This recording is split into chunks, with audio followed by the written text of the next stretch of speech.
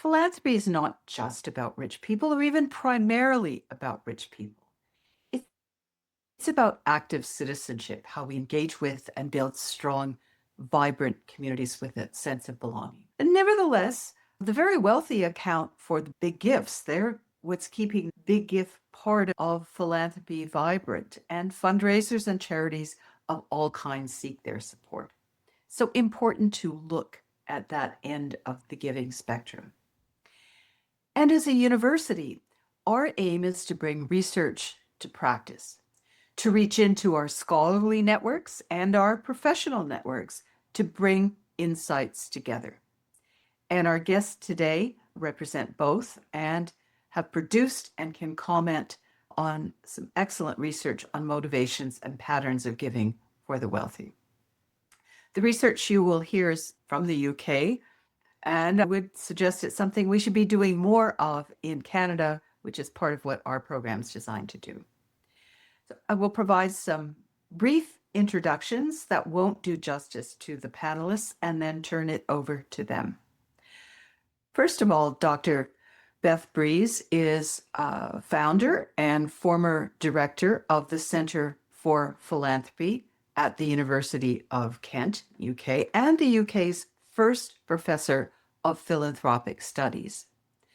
Beth began her career as a fundraiser and manager, and after turning to academe, she's been a leading scholar internationally on giving, fundraising, and philanthropy more broadly.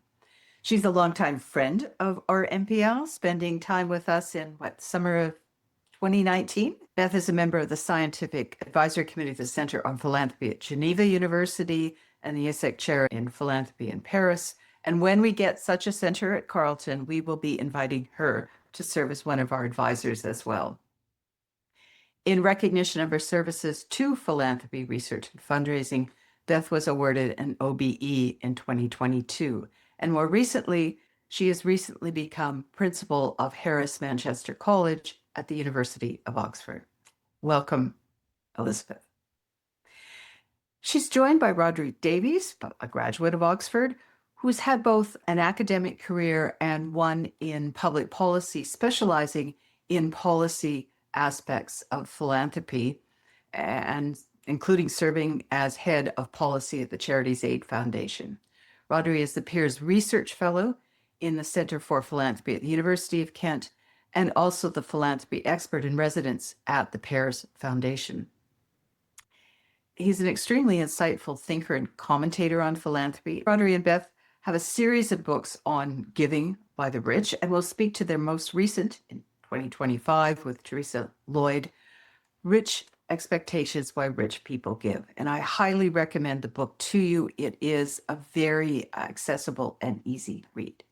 We want to bring that research to a Canadian context, and we've invited Hilary Pearson to do that, who undoubtedly needs no introduction. Hilary's career has spanned the public, private, and nonprofit sectors with more than 20 years in the field of foundation philanthropy in Canada. She was the founding president of Philanthropic Foundations Canada and has been a strategic advisor to many of the major foundations in the country and a regular commentator on the sector. For many years, Hilary served as a member of our MPNL Advisory Council. She received an honorary doctorate from Carleton University, among other universities, and has been appointed to the Order of Canada for her contributions in building the field of philanthropy. And recently, her position as Chancellor of Brock Universities was renewed for a third term. So Hilary is ideally placed to provide those Canadian reflections on the UK research, and I would recommend her recent review of Beth and Rhodri's book, In the Philanthropist. With introductions done. Thank you, Susan, and really delighted to be here and completely support your view on how important the course is at Carleton. I loved my time there in the summer of 2019 and would recommend it to anybody on the call who's thinking about studying. Dip your toe in, have a go. You never know what you'll learn and what great connections you'll make. So really hope people take up the chance to look into that. Rhodri, if I can go first and explain the thinking behind the book, because it's quite an interesting study, because most books and reports and what have you are one-off. They are, here's what's happening in philanthropy now. Here's the sort of the results of some research we've done in the past year or so. This is the results of research that's been done since the turn of the millennium. The original version was done not by me or Rhodri, but by Theresa Lloyd, published in a book called Why Rich People Give, which the sharp-eyed amongst you will notice has become our subtitle. So back in 2002, that was published to really be the first chance to say, who are the wealthy givers in the UK? What are their experiences? What are their motivations? Who do they talk to about their giving? What do they give to? How much? And so on. In fact, collectively, all those small amounts that people like us give, and I'm going to make an assumption that on the call, none of us are Bill Gates, we collectively give far more than the amounts given collectively by that tiny small number who can give in the hundreds of thousands, if not millions. But as Susan also said, every charity would like one. They are the holy grail of fundraising. They can in one fell swoop fund a transformative project or can help you meet your end of year target and so on. So you need that combination of a few big donors and lots of smaller donors. So the first 10 years of my career was spent working in charities, being a fundraiser, and then moving into kind of management roles. And I felt, compared to my colleagues who worked in the business sector, who'd gone into government, who had endless access to research and evidence, whether that was from the civil service, whether they could do an MBA, endless business journals, government politics journals. Those of us who'd chosen a career in the non-profit sector, it was really like, good for you, good luck, get on with it. And that didn't seem to me good enough for a sector that's trying to do some of the most intractable problems and solve homelessness, poverty, civil rights, really big issues. And yet we were just winging it with our people skills, trying to raise the money to do these things, to cure cancer and so on. So that was where I came in, enter stage left Beth, and said, Theresa, what wonderful research. And she asked me to work with her on the second edition, which is on the shelf behind me somewhere. There we go, two of them together. And that was called Richer Lives, Why Rich People Give became the subtitle. And what we did then was revisit some of the about 80 people that Theresa had interviewed in the first tranche, and then added, they're not always younger. Some people come to philanthropy in their 60s, 70s, or even later, but fundamentally the newer interviewees tend to be younger. And then fast forward another 10 years to about 2022, and we bring Rhodri into the fold, who, as you've heard, for all the reasons, because he's so brilliant. And myself, Rhodri and Theresa together went back and re-interviewed half the people who'd been with us from the first two books and added another half who were new. A few headlines about the kind of people we interviewed. As each edition progresses, the sample gets more female. I think the feminisation of wealth is one of the key findings for us all to consider and to think about the implications. So there really were very few women in the very first edition. This one, I think, was about a third. So that's quite a key difference. Each of them has got high income, high assets. We did not set, just to preempt any questions, we didn't say you have to be giving X amount or you have to be worth X amount. These are rich people who are quite generous and who are willing to talk about their philanthropy. So that's the broad premise of it. And Rhodri, maybe if I pass to you to say a bit more about the project. Yeah, absolutely. I'll pick up on the particular title that we chose for this book, because I think it both fell out of the research, but also reflected things that Beth and I both thought for a long time. So this framing around expectations, you can always pick a framing for any book, but this one did emerge quite organically because it was something that people made repeated reference to in lots of the conversations that we had with donors. And it really struck a chord with both of us because, as I say, I think it reflected something that we had felt, which is that in all kinds of different ways, expectations play an enormous role in philanthropy. So we found that there were the expectations that wealthy people feel as though society has of them and their responsibilities that come along with wealth. There were the expectations that wealthy people seem to have of each other in terms of what they think other wealthy people should be doing. Interestingly, maybe we'll come on to this, we found quite a big gap between what wealthy people thought some of their peers should be doing and their willingness to tell other people what they should be doing. So there was a sort of belief that people should feel compelled to follow these norms. We also found that there were expectations at play in the relationships between philanthropists and the organizations they support. Wealthy donors have certain expectations of how they want that relationship to go, the level of involvement they want to have, the level of feedback they want to get, and the kinds of communication.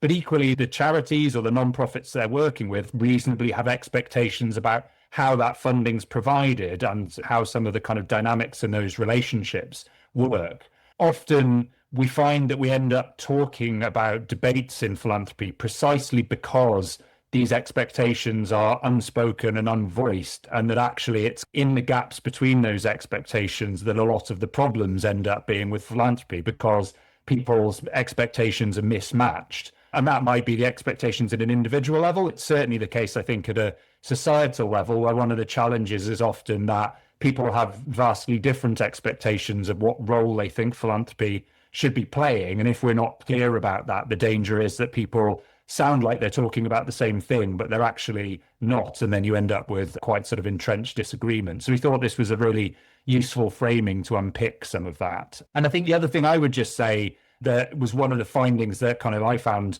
most fascinating, and I'd be really interested to discuss how this resonates in the Canadian context, was one of the questions we asked people we spoke to was just, what do you think about the word philanthropy or being known as a philanthropist? And the range of reactions and responses we got was quite surprising and not especially positive, I would say, on the whole. I would say they definitely skewed towards a sense of discomfort because they felt the word carried connotations that they weren't particularly happy with. Maybe it felt old-fashioned, or it conjured up images of Victorian gentlemen with beards giving large amounts of money to libraries, which people felt didn't reflect what they were trying to do in their experience in the modern day. Or they just felt that people in the UK don't really understand the word and that it doesn't have the kind of cachet required.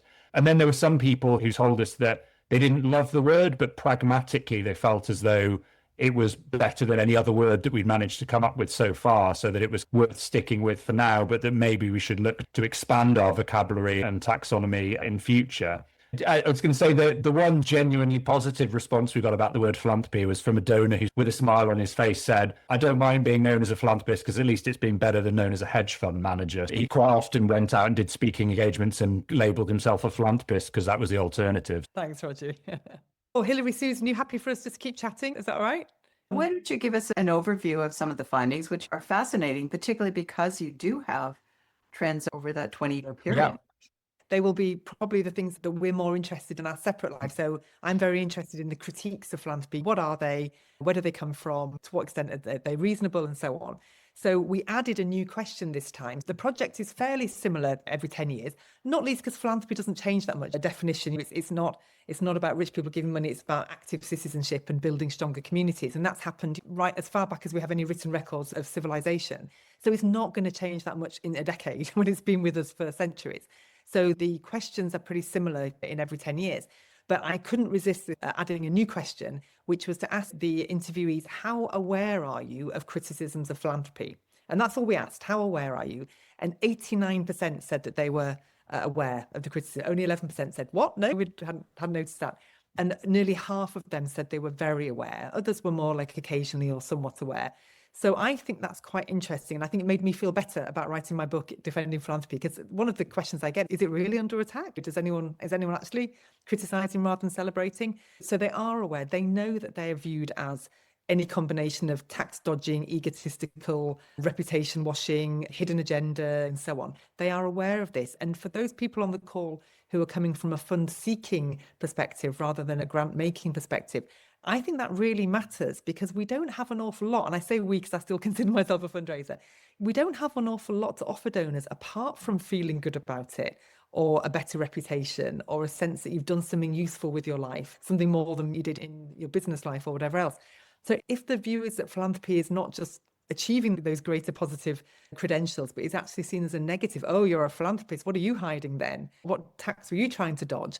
That really reduces the tools available to a fundraiser to reach a successful conclusion of a discussion about how they might support the organisation, because that's all you can give them. In law, you can't give them really any tangible benefits. So my defence of philanthropy is weirdly more defense to make sure fundraising can continue. It's not, I didn't write it because I think Bill Gates has got a thin skin and needs me to jump to his defence.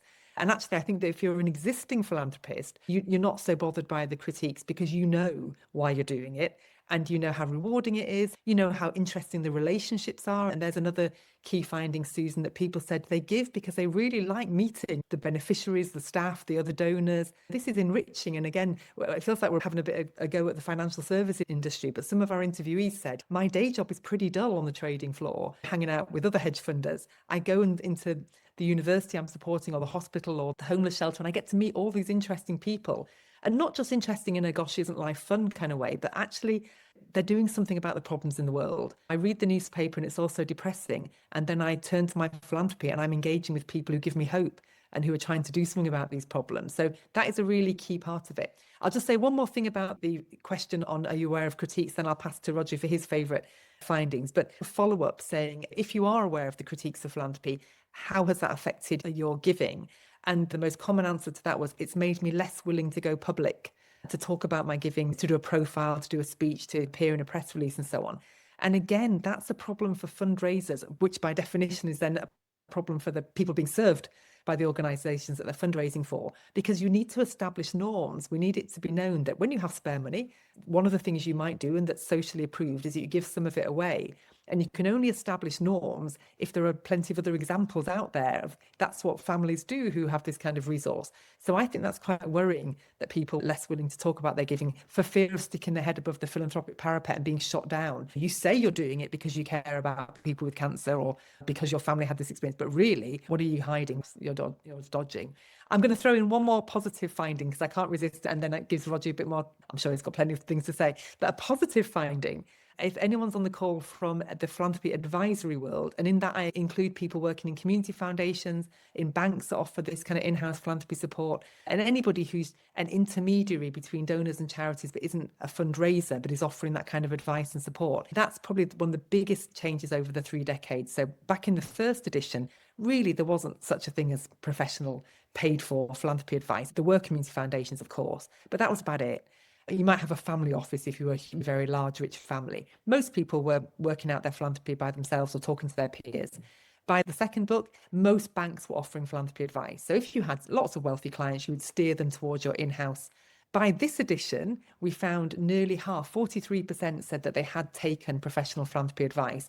And another 10% said they were thinking about taking advice. So that takes us over the threshold into more than half. So 53% either already have or are going to. And I think that's a really exciting positive change, that people are saying, this is something you need some help with. And my children are of the age that whatever they do, they find a YouTube video telling them how to do it. And if you're going to change a plug or bake a cake, you go online and get some advice. So I think it is a generational shift of it's quite normal to seek advice. And when we said, for those of you who have taken advice, what difference has it made? One of them was that it had made them more strategic and thoughtful in their giving. So maybe they'd narrowed down and were only supporting in 1 or 2 areas, or they'd set up a giving vehicle to organise their giving. To take an advice, they're going to help you make it more strategic and organised.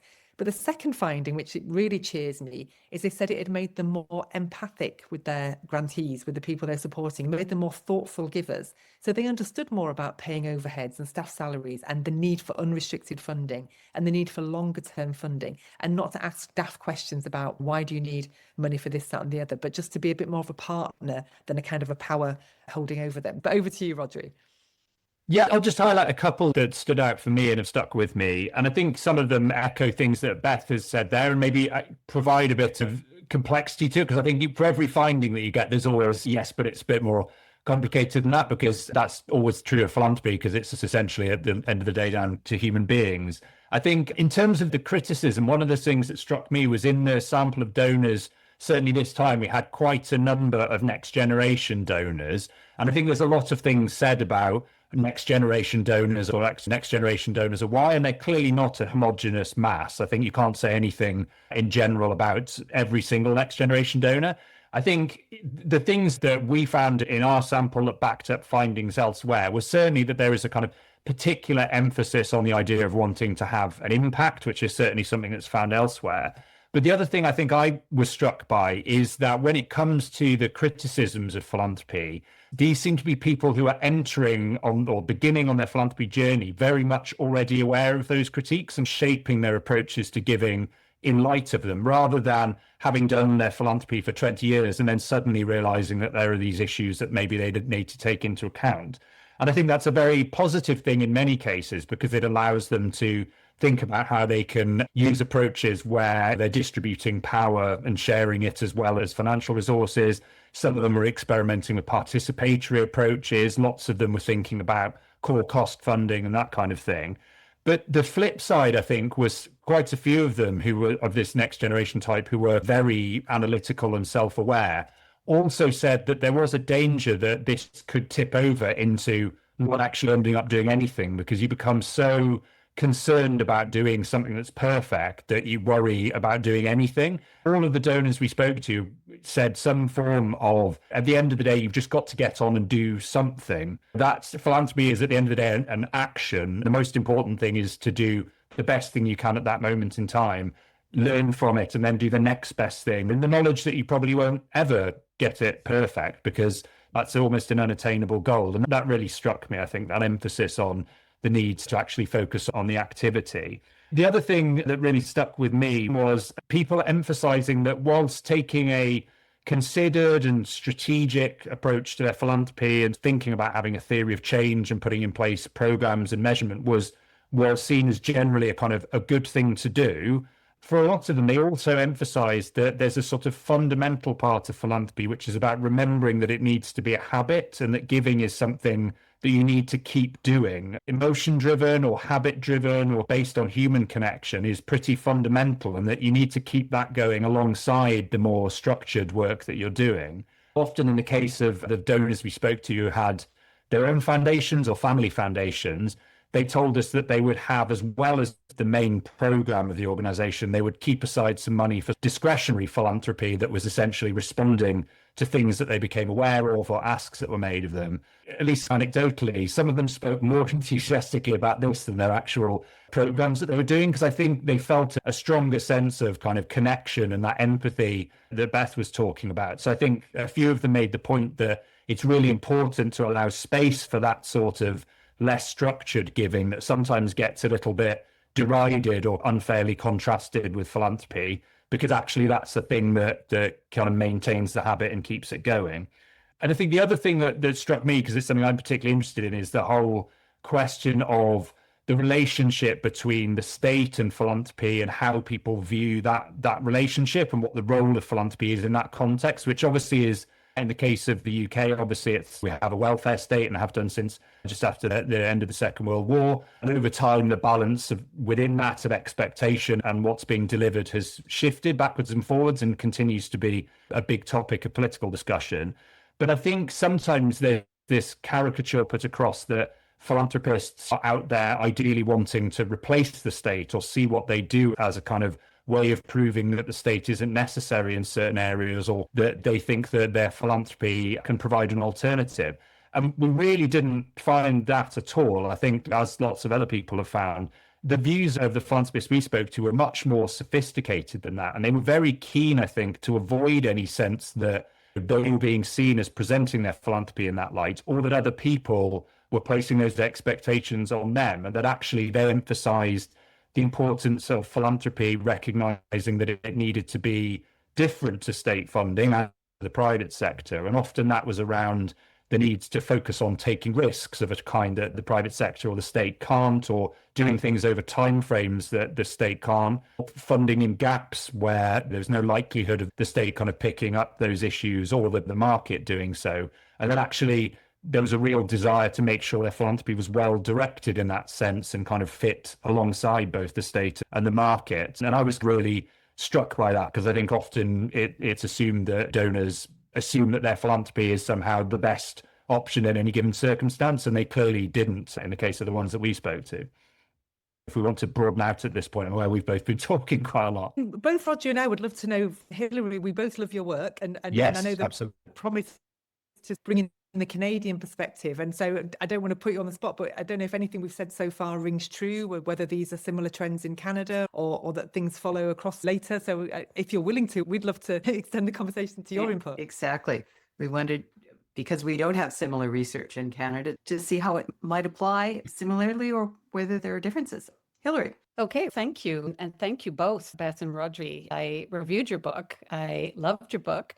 It was easy to read. You're both very good writers, and it is very straightforward. You can pick it up and read through it pretty quickly. I was struck by more the similarities than the differences. And this goes to a view that I've had for a long time, which is that overall Canadian philanthropy is more similar to UK philanthropy than it is to US philanthropy. Because we're here in North America, we're very influenced by or bombarded by information about what is going on in the US. But in so many ways, the context here is not the same as it is in the United States. And I feel and have felt for a long time that our evolution in terms of philanthropy has been very similar, as paralleled in many ways what has happened in the UK. Now, we do have a couple of elements in Canada that do differentiate us, and part of that is, of course, that we have a multicultural history. We have Indigenous traditions of philanthropy, and we have, of course, Francophone traditions of philanthropy, which do enter into the practices and the thinking about philanthropy.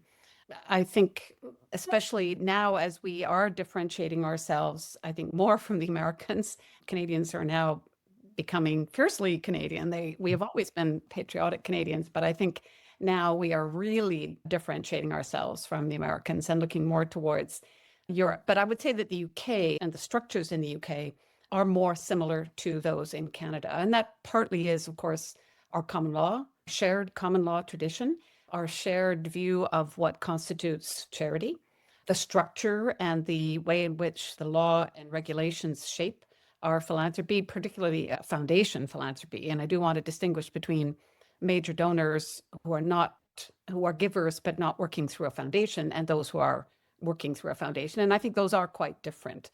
But as Susan said at the beginning, philanthropy has a wide variety of giving vehicles, and there are many more donors. Thinking about what were some of the similarities that I picked up, and then I'll talk a little bit about some of the differences. But I think from a similarity point of view, I was certainly struck by the trends that you mentioned. And I think, Rhodri, you've included, I'm guessing this is your chapter. In fact, I think it is said that it is you who wrote, there is a chapter in the book that really is a broader context setting chapter. So it's not just about reporting the findings of the survey, but also what are the trends here in philanthropy? What is some of the history, and what are some of the key debates in philanthropy, which I think is useful context setting for understanding your reporting on the motivations. And when I looked at those trends, I thought, yep, I can see all of those debates being reflected in Canada. So things like the growth in awareness and the critiques of philanthropy. Yep, we certainly are hearing that in Canada. You didn't mention, in the book you do, but you didn't mention today, calls to decolonize philanthropy. That has a particular resonance in a former colony, as you can imagine, but also intersects with effort being made now to reconcile with Indigenous communities. So certainly that call for decolonization, the question of power shifting, you've touched on this, power shifting away from donors, participatory grant making. You just mentioned, Rhodri. I think that's a very live conversation and topic here. Debates over the timescale. What is perpetuity anyway? And should there be such a thing as a long life philanthropy? Is that legitimate in a democracy? What is the purpose of a essentially unaccountable structure like a foundation? What else? Trust-based philanthropy. Lots of conversations about that. The rise of these new vehicles like donor-advised funds. That's seen a huge increase in Canada. And I think that's partly connected to what you mentioned, Beth, which is the increasing involvement of banks, financial institutions, wealth management firms, independent wealth management firms, who adding on to the community foundation offer, traditional offer of a donor-advised fund, you now have a multiplication of these options for engaging in philanthropy in a structured way.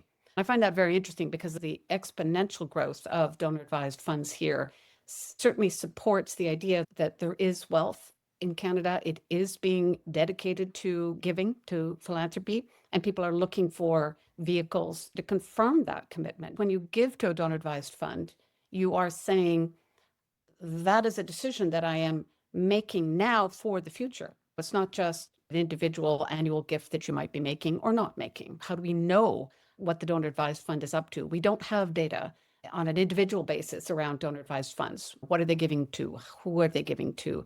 And how do you reach them except through the intermediary organization that is holding the funds and advising? So that's, I think, an interesting context. And I think it is probably happening in the UK as well. Donor motivations, as you both have said, they're complex. You named 8 motivations. You've identified 8 motivations and rightly said that donors probably have a combination of these motivations. It's never just one motivation. It is 2 or 3, and it depends on the gift. It depends on the relationship that a donor has with the recipient. And it depends, of course, also on generational view. I think the points you made, Rhodri, about generational change and how that's affecting the way philanthropy is being practiced, that's very true in Canada as well. I see a great similarity there. The 8 motivations that you have identified and that you have visually displayed in a graphic are a belief in the cause, giving purpose to life, developing relationships, family upbringing, the influence of family values, deriving personal satisfaction, feeling a sense of responsibility, making a meaningful difference, and playing a distinct role from government. I think it's very useful that you have identified these different motivations, which again can be a combination of things that donors are being influenced by. All of them, I believe, are also true in Canada. Donors want engagement. I think younger donors are often very interested in relationship building. They want to know what's happening in the organization that they're giving to. They want to be part of it. It's not just about money. It's about time. It's about understanding that there is something important happening, that this organization is having an impact on the world or on the problem or issue that it matters to the donor and matters to the organization. And that is different. Arm's length philanthropy is not something that I think this newer generation is all that interested in, which means, of course, that they are not as interested in anonymity, because if you're going to be engaged, people are going to know who you are and people want to be known. But again, it's not about ego. It's more about that personal element of wanting to be part of a relationship that you're engaged in as a donor. So I think that's an interesting change. It does involve now a two-way accountability in a way that I don't think an older generation of philanthropists really thought much about. And when I say two-way accountability, the organization that is being supported is accountable to the donor, is accountable to the charity as well. And that goes to your point, Rhodri, I think, about expectations. What are the expectations? I think it's a very interesting focus that you put on expectations as part of the relationship. Professionalization, Beth, you mentioned this. Absolutely. That's happening here in Canada big time. And a lot of advisors now in philanthropy. I started working with foundations 25 years ago. I can't believe that, but true. There were very few advisors. And those advisors that we had tended to be financial or legal or accounting type advisors who knew the sort of technical aspects of structuring your philanthropy, but had very little to say about why and how and what, which you identified in the book as being really important things to understand. So I think that has catalyzed the growth of philanthropy, just as you have pointed out. Yeah, I think if we separate out the two, because Rhodri, just so you know, I thought I might say something about spend out, something about DAFs and something about anonymity, but I can leave any of them for you if you like. But on the spend outs, we do have some figures, and I think it's always really nice if you can share some data. We have been asking them, is your giving done from the interest from capital, or is it more of a spend out, just get the money out there fast, flow through? And the figures are really evenly divided. A third say, yeah, I already spend out or flow through. My money just goes and I give to the things that I think need the money, and I'm not holding back a big chunk of money that's sitting in a bank. A third are doing that. Then a third say they're actively considering it. In the UK, there's now a group of spend out foundations within the Association of Charitable Foundations. It's certainly a topic of conversation. When philanthropists get together, is the thing I'm working on something that we just should get as much money out there as fast as we can? Yeah, the obvious example being climate change. And then you get other people saying, yeah, but I'm trying to endow an orchestra or a professorship, and this money therefore needs to last indefinitely. So therefore there's an argument against doing it. So about a third say they're actively considering it.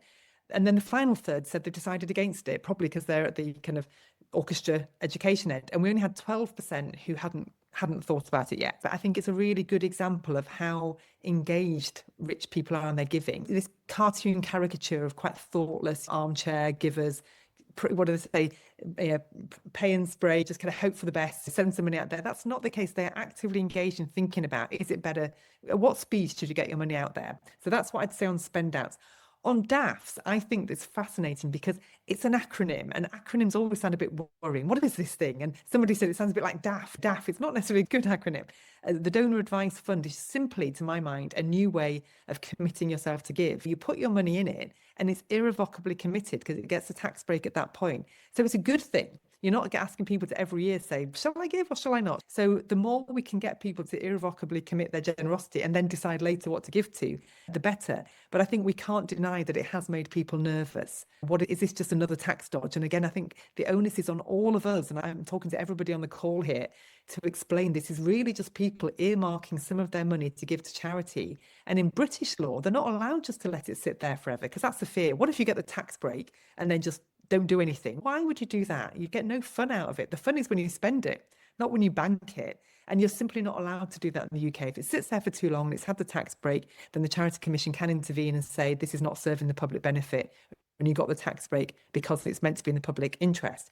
If other countries have not got a well-regulated charity industry, then I'd say fix the regulation, not criticise philanthropy.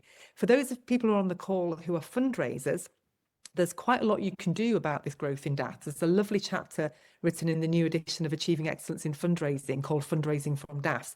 And I encourage you to have a look at it. That's mostly from my colleagues at the Lilly School of Philanthropy in Indiana.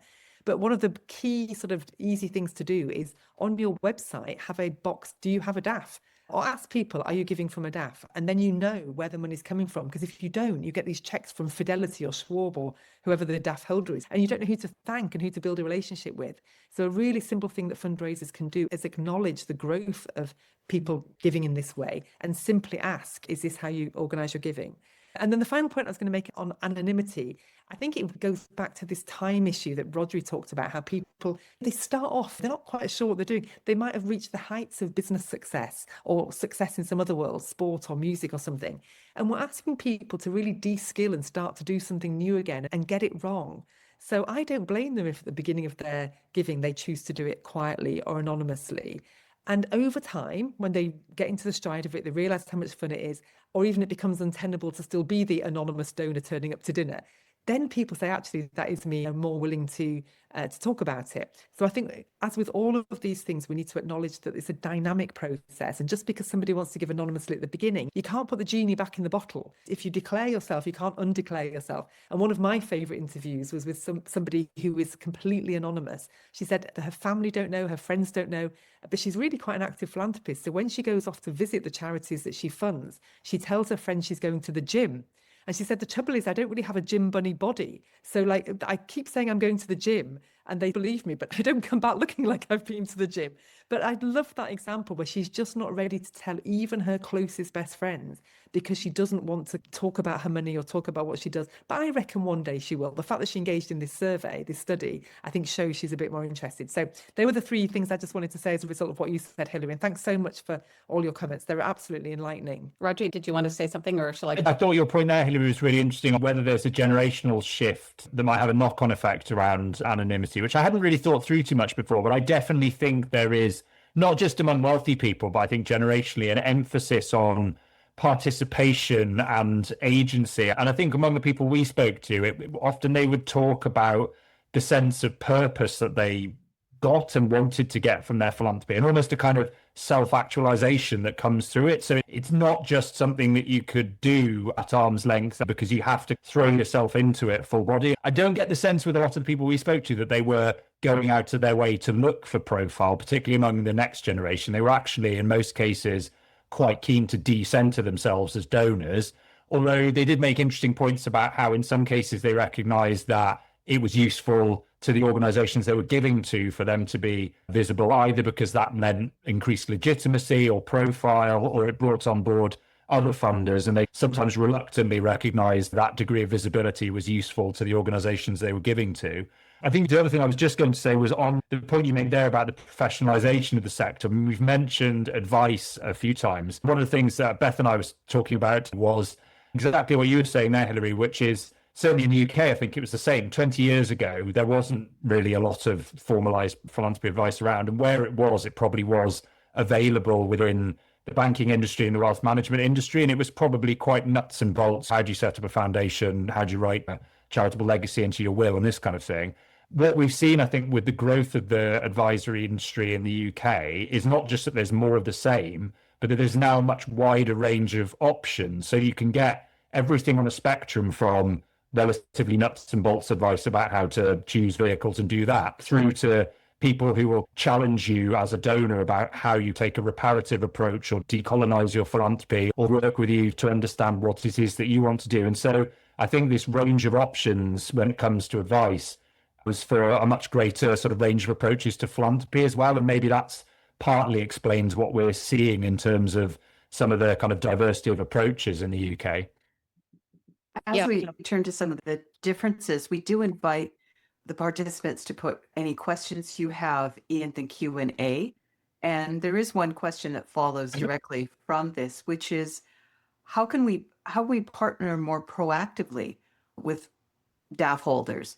So how do we, as nonprofits, work more closely with some of the larger DAFs or indeed any DAFs for a kind of win-win from the donor and the charity? Any thoughts on that? Sure, I'm happy to have a go. I think it's a little bit like saying our donors bank with 5 different banks. How do we work more proactively with that bank? You can't really. The bank's not going to give you access to their clients. The DAFs are not going to give you access to theirs either. They're there to serve the client who's putting their money in. So I think fundraisers, first of all, need to be realistic about what they're asking for, because when they say working partnership, you're asking for access to them. So I think we need to be realistic.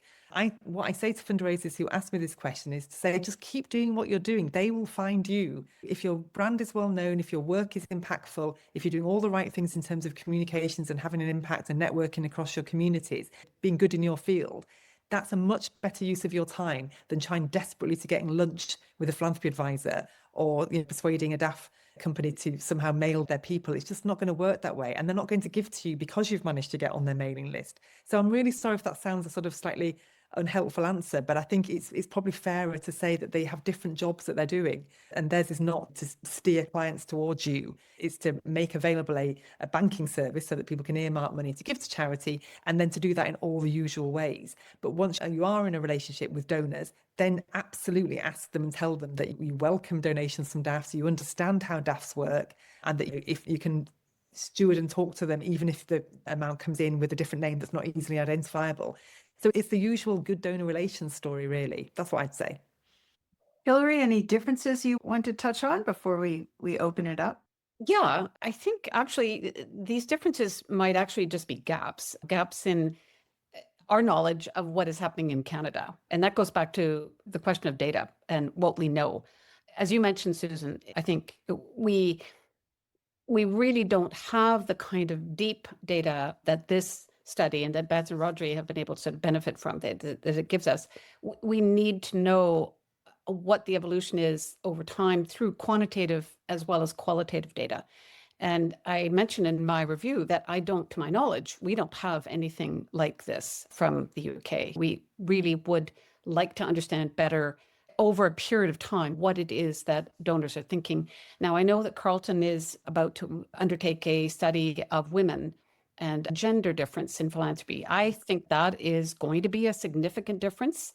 That's also part of the demographic change. Older women inheriting or being the legacy holders and making their own decisions. And these are also women, of course, who are making their own money and then making their own decisions about philanthropy. And I do think we're seeing enough data that suggests that women are choosing somewhat different organizations to build relationships with. In fact, that women tend to want to build relationships and to have that sort of two-way exchange that I was mentioning earlier. So it'll be very interesting to see what the data tells us about that. I want to pick up on one point here, Beth, the critique of philanthropy and the awareness of the critique of philanthropy as elitist. I think there is awareness of that in Canada. Again, we don't have real data that tells us what the philanthropic mind is on this. I'm not sure that it's as clear in Canada as it seems to be in the UK. I would love to know what the answer was to that question. There is certainly, and this is where I want to talk a bit about culture and cultural context, there is that sense of not wanting to make it about you, and therefore not wanting to talk about it publicly very much, it being your philanthropy, which I think, and Rhodri's written a lot about this, some of the religious context, some of the cultural context that comes from a Protestant culture, and I'm not talking about Anglophone philanthropy in particular, but the idea that you do good work. Methodists have been important in Canada, and the idea that you do good work, but it's not about you, it's about the community and what you owe the community. I think that does have an impact in Canada still. There is still that cultural sort of aversion, I guess, to wanting to blow your horn, to be a tall poppy.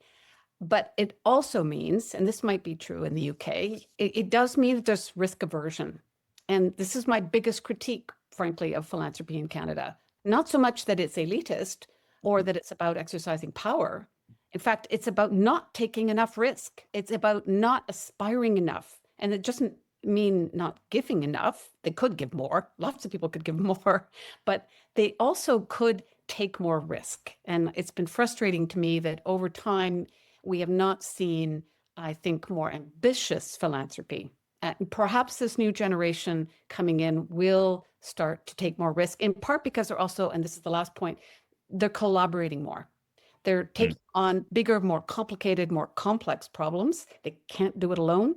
They have a natural interest in collaboration. I'm seeing more foundations working together and more individual donors working together. And I think that could be a significant change in the next 10 years. Yeah.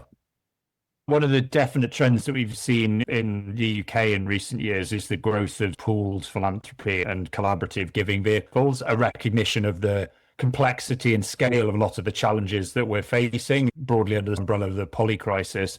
People realizing that there's no way that some sort of philanthropic lone savior can come in and deal with that. It will take multiple philanthropic funders as well as governments and the private sector working together. The other thing I found really interesting about that pooled approach, I've been speaking to a few organizations that kind of act as intermediaries of pooled funding recently, is actually going to your point about risk, that they can play quite an important role in allowing donors to give to things that otherwise would be out of their comfort zone as individuals by neutralizing that risk of failure or the risk of reputational risk that comes with it. Actually, it can allow some of that money to get to more challenging cause areas or to organizations that are engaging in work that might be seen as a bit more risky. So I think there's something really interesting about that kind of more collaborative approach to giving that seems to be emerging.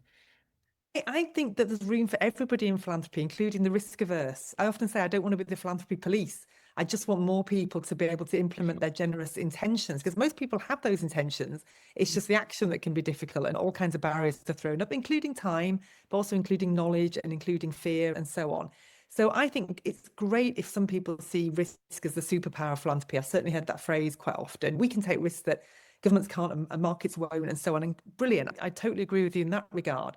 But if somebody says, I want cats in my neighborhood to have a better life, or I want to make sure that people don't like this thing, and it's not risky because you just provide food to people, provide cat shelters, what have you, then welcome aboard as well. And I think that people do have different risk appetites, and that I would be worried about suggesting that you're not a good philanthropist unless you take risks. And I know you didn't mean that, I'm putting words into your mouth, but I just think that people are already hearing enough criticism about what you should and shouldn't do that I would much rather have. We just want more people to give, and to give more, and to give better, but you can still treat the symptoms better and worse. And when I was talking about this with a philanthropist, she said to me, sticking plaster philanthropy, and you should tackle the symptoms, not the solution. She said, there's a reason why doctors, and maybe she was a doctor herself, that doctors treat the symptoms and search for the cure. Because if people are presenting with symptoms, we can't pretend that's not the case. So I would just put in a plea for the risk-averse philanthropist and say, you are welcome too.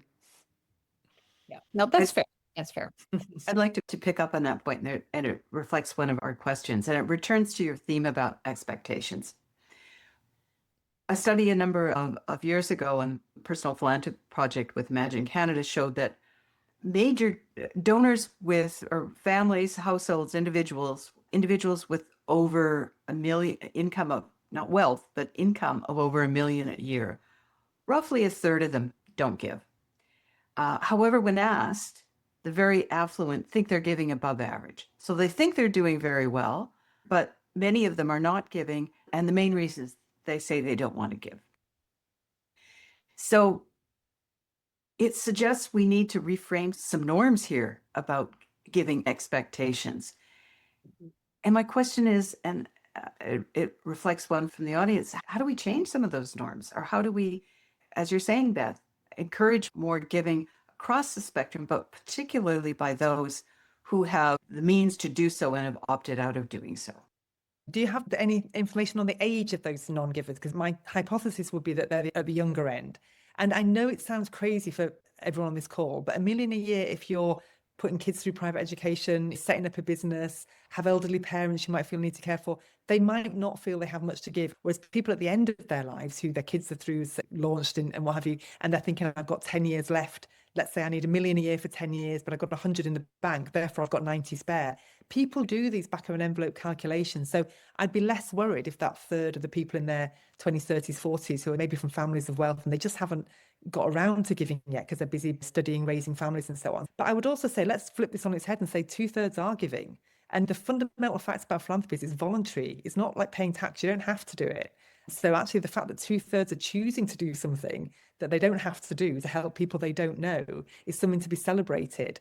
I'd focus my energies on those 2/3 of people who are giving and would maybe like to give more and better and give it to your cause than trying to spend my time persuading someone that the whole concept of altruism and helping others is worth their while, because that seems a less quick route to bring in the funds you need to deliver your missions. But that's just my thoughts on that. I would just add to that, I probably slightly different emphasis to Beth, and I think there is scope to encourage more wealthy people who are not giving to give on the basis. Firstly, I think the whole question about, you're absolutely right, Beth, at the end of the day, philanthropy is inherently voluntary. I think that still leaves a question about whether there is some kind of duty, whether you believe that's a moral duty or a kind of compunction of justice or something like that for everyone to give in recognition of the fact that you've been able to create wealth within a society, or whether there's a sort of societal contract. So I can never quite make my mind up about the question of whether it's genuinely voluntary in a sense of actually it's fine to do it or not to do it. I think making it part of the problem might well be that the people who are not giving, some of them will never give. Maybe there are people who just aren't that way inclined, and you have to accept that. There is a kind of untapped resource of people who are either not really giving very much at all, or doing it in quite a sort of disinterested way where they're not particularly engaged because they haven't found the right thing yet, or the thing that properly inspires them. The job to do in that circumstance is to find the ways of engaging those people who have dipped a toe a little bit and could be turned into fully blown philanthropists, but just need to be presented with the right opportunities. It just started a couple of weeks ago as a project here in the UK with a philanthropist, and we're trying to pull together essentially stories, not about philanthropists, but about the impact that philanthropy has had. So I'm currently talking to lots of charities and community groups and arts organizations who've got a story about, we got this philanthropic gift, and as a result, we were able to do this amazing thing that we otherwise wouldn't have been able to do. It's been absolutely amazing because it really does renew your sense of, oh, this is what it actually means to do philanthropy and what it can achieve and the difference it can make to the lives of kids with disabilities. Incredible examples that I've been lucky enough to hear about over the last couple of weeks. And we would like to think that if those kinds of stories get across to people who can make similar kinds of gifts, and they realize that it's actually within their ability to genuinely make a sort of transformative difference, that might get someone to think, okay, that sounds like a thing that, yeah, maybe I'll do. One of the things you notice a trend over time is more people saying that they're reconsidering how much to leave the kids, perhaps following that famous Warren Buffett phrase that I want to leave the kids something enough they can do something, but not so much they can do nothing. And so part of it is what accounts for that trend. And one of the questions from the participants said, my fundraising colleagues and I are hearing from donors that their lawyers are recommending either not to include bequests in their wills, or if they do, not to tell the charities. Is that something you're experiencing? Is there anything that fundraisers can do to address those challenges, including the advice that financial advisors are telling charities charities telling their donors that charities can't handle large donations? So what do you see as a trend over time in terms of that intergenerational transfer? Gosh, that's a rather depressing thing. I haven't heard that before, and I'm sorry to hear it, because again, going back to what fundraisers can do, knowing that somebody's leaving you a pledge gives you the chance to build such a brilliant relationship with them. And I would encourage anyone, and in fact, Harris Manchester College, where I'm now working, is setting up a legacy pledge circle so that everyone who's put us in their wills can tell us, and we can look after them and invite them in and show them how the money will be spent, and they can be part of it and enjoy it during their lifetime, because obviously we can't enjoy it afterwards. So I think that's really terrible advice from the point of view of the prospective donor. And I think that's possibly advisors wanting to sound like they know something about something, but I think they don't. And perhaps if they gave themselves and made a legacy pledge, they'd realize you get more out of it if you engage the charity ahead of time. The question about size of donation, I might leave to Rhodri, because forgive me for doing that, but I just want to say a little bit about parenting, because one of the key findings was that both how you were parented and if you are now a parent, both of those are really key things. So if you had parents who demonstrated, who role modeled to you giving, and a lot of our interviewees did not come from wealth, so plenty did, but one of the key findings about wealth of the last few decades is it's more philanthropists over time grew up without affluence. They made their money rather than inherited it, but they still saw their parents taking giving seriously, maybe going out on the Christian Aid door drop, maybe talking about the charities that they supported, volunteering, being involved in active citizenship in lots of ways. So if you saw your parents actively giving, that role modeled it for you, and you want to carry on. You want to make your parents proud of you. It's your job and a big salary. They're proud because you're living the morals and values they've passed on. So how you were parented is really important. And equally, those in our interviews who had children themselves wanted their kids to know that there was more to dad than somebody who was away all hours working on the trading floor. They want to know that dad cares about some stuff as well. And giving as a family really helps to establish it as a norm, but can provide those kind of quite magical moments that get harder and harder as you have teenagers. As I have teenagers now, I don't want to talk about anything.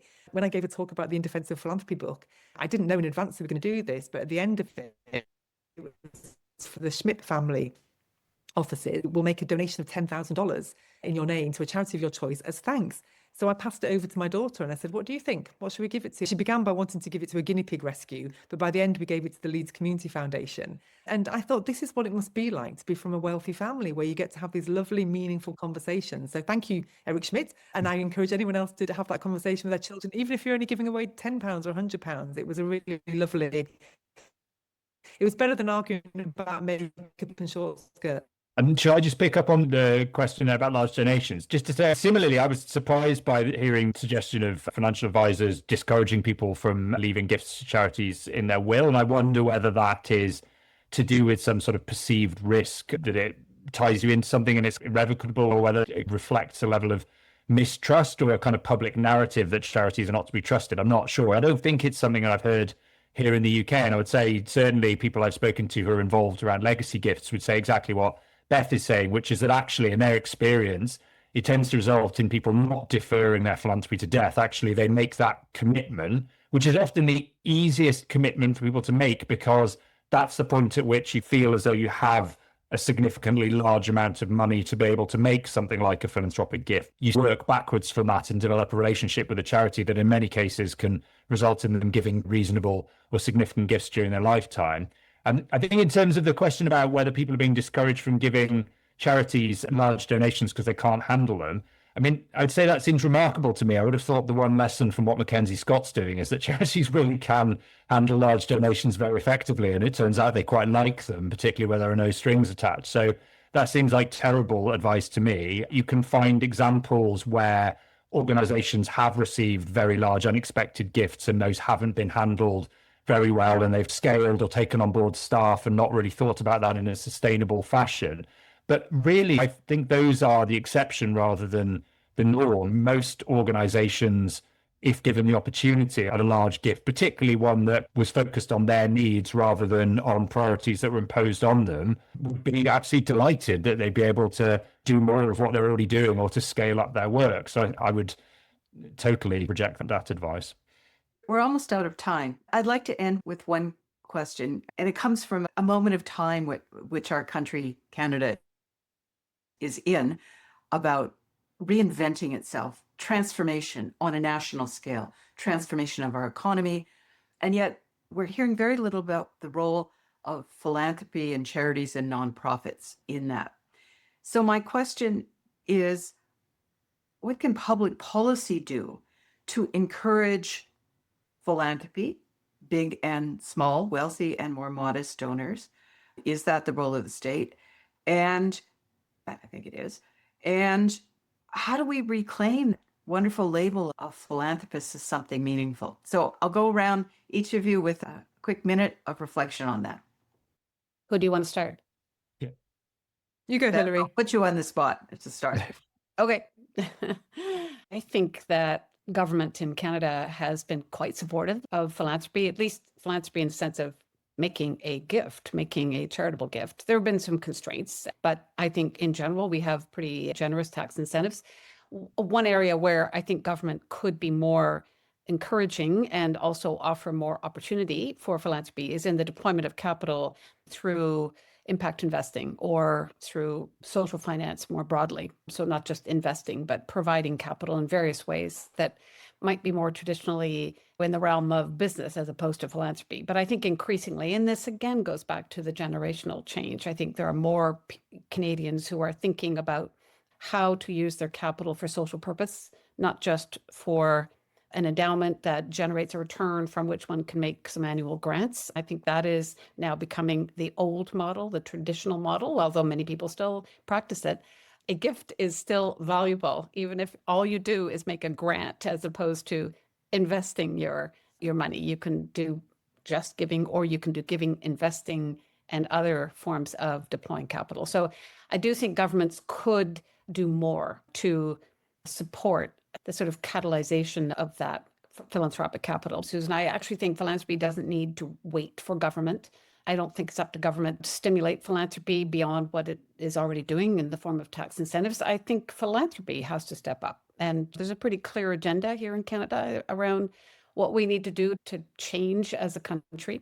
I argued recently in a blog that I think one of the most important things philanthropy can do is to support civic space, to the creation of common spaces where people can come together, because we in Canada are suffering from the same things that I'm sure people in the UK are also suffering from. I know they are: isolation, distrust, polarization, the noxious effects of social media, which separate people. And I think that philanthropy can do a lot to invest in the shared common space, whether it's for sport or recreation or culture, or just even a book club, but to ways in which people can come together in person.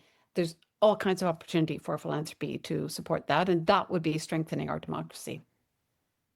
I can't resist picking up on that last point, because there's an example here in the UK where there's an increasing amount of interest in things like youth clubs as local civic spaces for younger people who really are very poorly served when it comes to that. And I think it's really interesting because at one time, the idea of giving to youth clubs would have been seen as the kind of the most stereotypical old-fashioned philanthropy, whereas actually now, if anything, it's an incredibly cutting-edge approach to thinking about how you can renew some of the bonds of associational life and overcome issues around. So actually the wheel slightly turns on these things. I guess just in terms of the role of government, I would agree with Hilary. I think having spent the first 15 years or so of my career trying to think of what government can do to encourage philanthropy and what sort of policies, I'm not actually convinced anymore that that is the key role of government. I think government does have a role. I think its first role is not to do any harm. So I think the key principle is first, just don't damage things.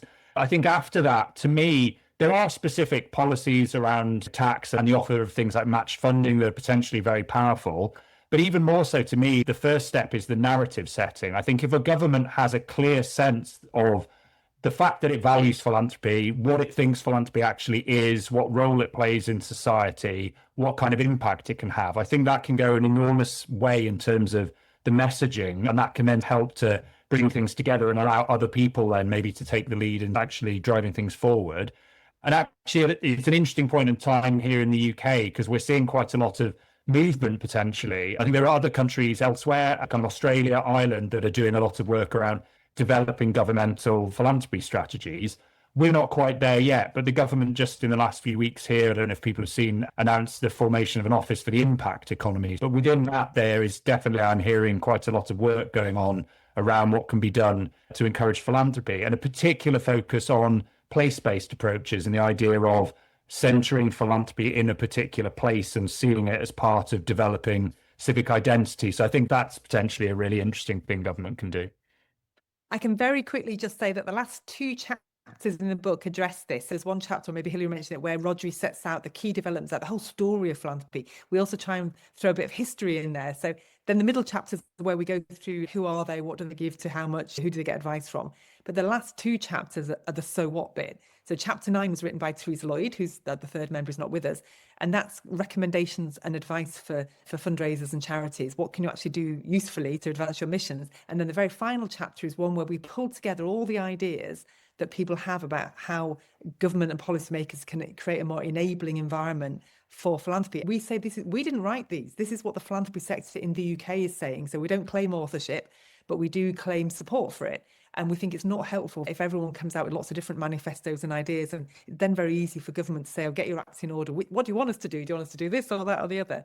So what we've done is lent our support to an existing, it's called a draft national policy for philanthropy. Ireland has done one, which I'm involved with. The UK is trying to move to ones. I think if the sector can get together and say, here are the 10 things we think need to happen, or 20 things, then you've got a much better chance of success because it's unified. So that is in the book. And by the way, we don't get any profits, any royalties from selling the book. This is the publisher, the Directorate for Social Change is a non-profit publisher. So any money that comes from the books goes into their work, which is providing training and books for mostly fundraisers, but others working in the charity sector. So I can, with a clean heart and conscience, encourage you to buy the book. It's only £15, which is, forgive me, I don't know how many dollars that is in Canada. It's not much. We wanted to make it accessible. And we hope you'll find it useful in lots of ways, not just brain food for the data, but also some solid, concrete. So thanks, Susan. Thanks to all of you. And I do highly recommend the book and the fact that it goes to a great organization. For our part, what we're trying to do in our own program is build out some of that research and that awareness and that talk about philanthropy, the conversations, the understanding, and therefore, whether it's the ability to take more and the interest in taking more risk, or in doing philanthropy in more meaningful ways individually, whatever form that takes. And you've contributed enormously to that. Thank you. Thank you to all our participants. I'm so sorry that we didn't get to all the questions, but we'll have to do this again. Thanks, and bye for now. Love to.